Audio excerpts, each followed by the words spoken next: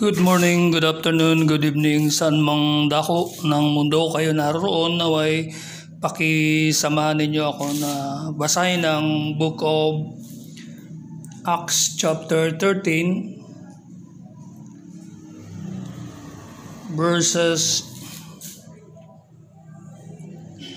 1 to 26. We'll divide it into two because it is 52 verses.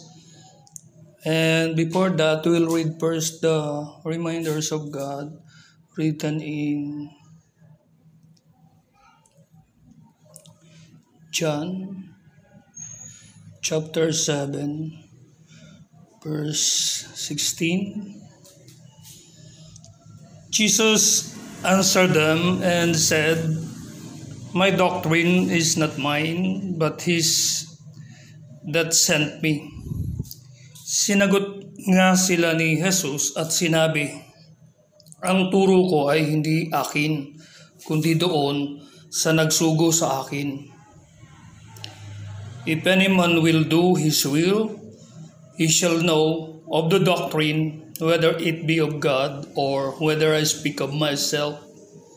Kung ang sino mang tao ay nag-iibig gumawa ng kanyang kalooban, ay makikilala niya ang turo, kung ito'y sa Diyos o kung ako'y nagsasalita na mula sa aking sarili." And in 1 Corinthians chapter 14 verse 37, "If any man think himself to be a prophet or spiritual, let him acknowledge that the things that I write unto you are the commandments of the Lord. Kung iniisip ninyo man na siya'y propeta o ayon sa Espiritu, ay kilalanin niya ang mga bagay na sa inyo isinusulat ko na pawang utos ng Panginoon." And in Matthew chapter 22 verse 37, Jesus said unto him, "Thou shalt love the Lord thy God with all thy heart, and with all thy soul, and with all thy mind." At sinabi sa kanya ni Jesus, "Iibigin mo ang Panginoon mong Diyos ng buong puso mo, at ng buong kaluluwa mo, at ng buong pag-iisip mo. This is the first and great commandment. Ito ang dakila at pangunang utos. And the second is like unto it, Thou shalt love thy neighbor as thyself. At ang pangalawang katulad ay ito, ibigin mo ang iyong kapwa na gaya ng iyong sarili. On these two commandments hang all the law and the prophets." Sa dalawang utos na ito'y nauuwi ang buong kautusan at ang mga propeta. Now we proceed to the book of Acts chapter 13 verse 1 to 26. Now, there were in the church that was at Antioch certain prophets and teachers, as Barnabas and Simeon that was called Niger, and Lucius of Cyrene, and Manaen, which had been brought up with Herod the Tetrarch, and Saul. Sa iglesia nga na nasa Antioquia ay may mga propeta at mga guro, si Bernabe at si Simeon na tinatawag na Niger, at si Lucio na taga Cyrene, at si Manaen na kapatid sa gatas ni Herodes na tetrarka, at si Saulo. And they ministered to the Lord and fasted. The Holy Ghost said, "Separate me, Barnabas and Saul, for the work whereunto I have called them."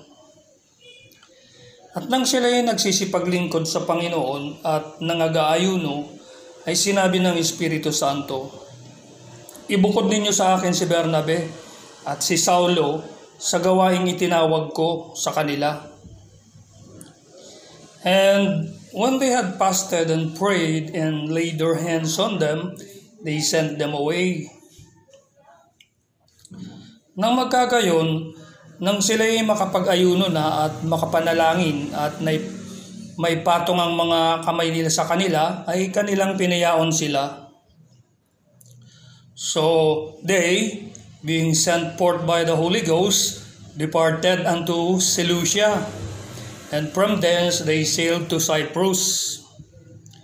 Sila nga, palibhas ay sinugo ng Espiritu Santo, ay nagsilusong sa Seleucia at buhat doon nangaglayag hanggang sa Chipre. And when they were at Salamis, they preached the word of God in the synagogues of the Jews, and they had also John to their minister. At nang sila'y nasa sa Salamina, ay kanilang ipinangaral ang salita ng Diyos sa mga sinagoga ng mga Hudyo, at kanila namang katulong si Juan. And when they had gone through the isle unto Paphos, they found a certain sorcerer, a false prophet, a Jew, whose name was Bar-Jesus. At nang kanilang matahak na ang buong pulo hanggang sa Paphos, ay nakasumbong sila ng isang manggagaway, bulaang propeta, Hudyo, na ang kanyang pangalan ay Bar-Jesus, which was with the deputy of the country, Sergius Paulus, a prudent man who called for Barnabas and Saul, and desired to hear the word of God. Na kasama ng proconsul Sergio Paulo, lalaking matalino. Ito rin ang nagpatawag kay Bernabe at kay Saulo, at minimithing mapakinggan ng salita ng Diyos.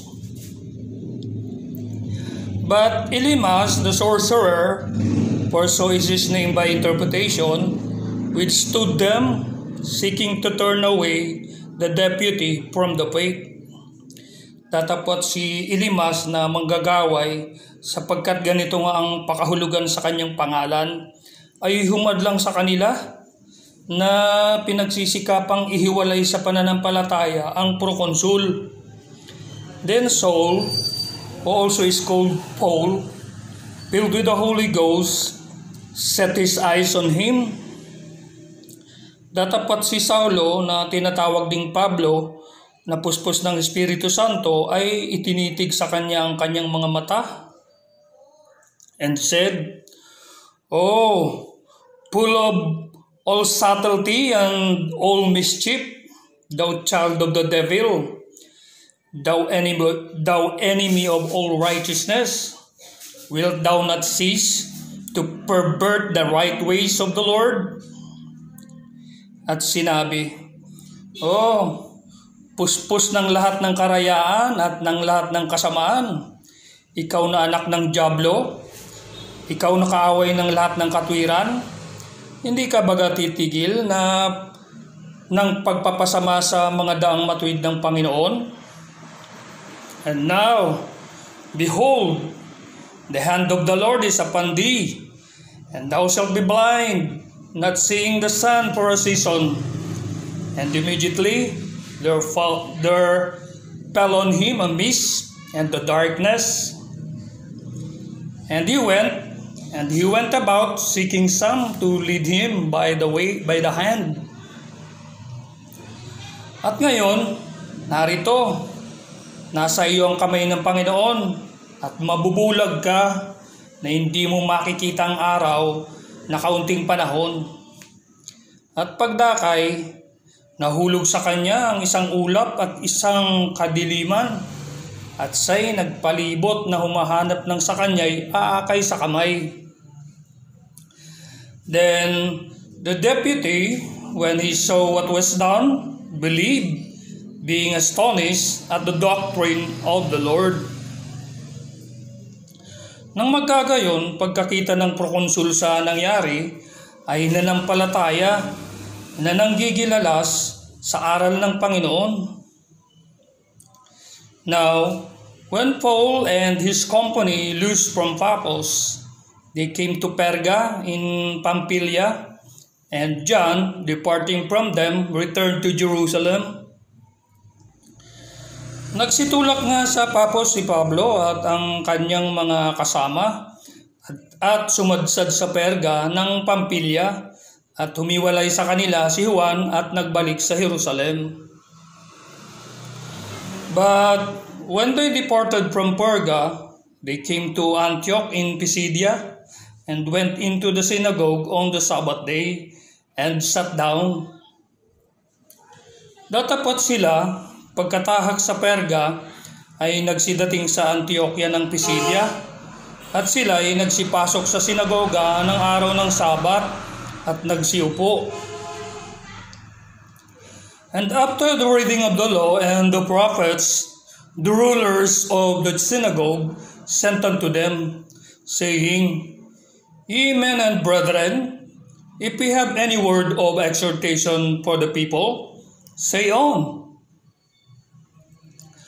At pagkatapos ng pagbasa ng kautusan at ng mga propeta, ang mga pinuno sa sinagoga ay nagpautos sa kanila na sinasabi, Mga kapatid, kung mayroon kayong anumang iaaral sa bayan, ay magsalita kayo. Then Paul stood up and beckoning with his hand said, Men of Israel, and ye that fear God, give audience. At nagtindig si Pablo at ang kamay ay ikinikiya na nagsabi, Mga lalaking taga-Israel, at kayong nangatatakot sa Diyos, magsipakinig kayo. The God of this people of Israel chose our fathers and exalted the people when they dwelt as strangers in the land of Egypt, and with an high arm brought he them out of it. Hinirang ng Diyos nitong bayang Israel ang ating mga magulang at pinaunlakan ang bayan ng sila'y nakipamayan sa Ehipto. At sa pamamagitan ng taas at unat na kamay ay kanyang inilabas sila roon.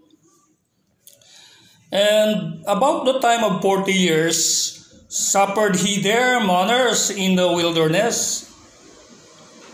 At nang panahong halos 40 taon, ay kanyang binata ang mga kaugalian nila sa ilang.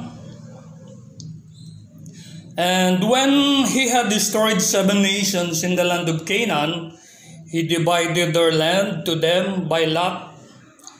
At nang maiwasak na niya ang 7 bansa sa lupaing Kanaan, ay ibinigay niya sa kanila ang kanilang lupain na pinakamana sa loob ng halos 450 taon. And after that, he gave unto them judges about the space of 450 years until Samuel the prophet. At pagkatapos ng mga bagay na ito ay binigyan niya sila ng mga hukom hanggang kay Samuel na propeta. And afterward, they desired a king, and God gave unto them Saul the son of Cis, a man of the tribe of Benjamin, by the space of 40 years. At pagkatapos ay nagsihingi sila ng hari, at ibinigay ng Diyos sa kanila si Saul na anak ni Kis, na isang lalaki sa angkan ni Benjamin, sa loob ng 40 taon. And when they had removed him, he raised up unto them David to be their king, to whom also he gave testimony and said, I have found David the son of Jesse, a man after mine own heart, which shall fulfill all my will. At nang siya'y alisin niya, ay ibinangon niya si David upang maging hari nila, na siya rin namang pinatotohanan niya at sinabi, Nasumpungan ko si David na anak ni Jesse, na isang lalaking kinalulugdan ng aking puso, na gagawa ng buong kalooban ko. Of this man's seed hath God, according to his promise, raised unto Israel a Savior, Jesus. Sa binhi ng taong ito, ayon sa pangako, ang Diyos ay nagkaloob ng isang tagapagligtas na si Jesus. When John had first preached before his coming, the baptism of repentance to all the people of Israel. Noong unang ipangaral ni Juan ang bautismo ng pagsisisi sa buong bayang Israel bago siya dumating. And as John fulfilled his course, he said, "Whom think ye that I am? I am not he. But, behold, there cometh one after me, whose shoes of his feet I am not worthy to loose." At nang ginanap na ni Juan ang kanyang katungkulan, ay sinabi niya, "Sino baga ako sa inyong akala? Hindi ako siya. Datapwat, narito, ay isang dumarating sa hulihan ko na hindi ako karapat dapat magkalag ng mga pangyapak ng kanyang mga paa.